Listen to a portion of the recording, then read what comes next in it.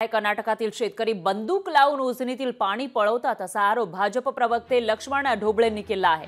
तर उजनी लाभक्षेत्रधारकांच्या बैठकीनंतर ढोबळेंनी हे वक्तव्य केलंय। धरणाप्रकरणी मुख्यमंत्री उपमुख्यमंत्र्यांना भेटणार असल्याचंही त्यांनी सांगितलंय। पंढरपूरचे आमदार समाधान आवताडे यांनी तशी माहिती दिलेली आहे। तर कर्नाटकमधील शेतकरी बंदूक लावून उजनी धरणातील पाणी पळवतात असा गंभीर आरोप भाजप प्रवक्ते लक्ष्मण ढोबळे यांनी केला आहे। उजनी लाभक्षेत्रधारकांच्या बैठकीनंतर ढोबळे बोलत होते। त्यामुळे आता या प्रकरणामध्ये पुढे नेमकं काय होणार ते बघावं लागेल।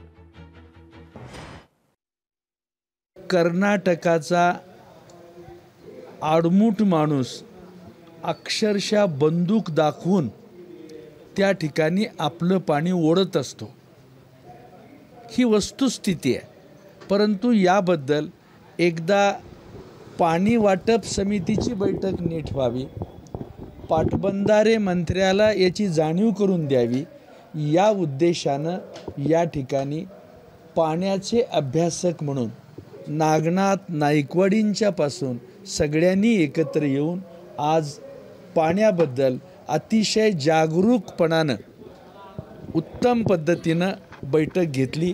त्याचं माझ्यासारख्याला खूप मोठं समाधान आहे।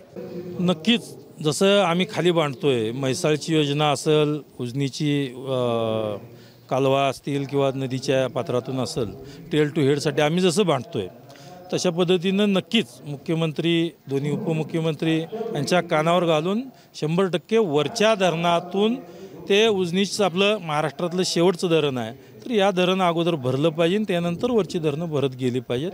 ही मागणी 100% करणार आम्ही। लोकशाही मराठी ऐका, पहा, जागरूक रहा।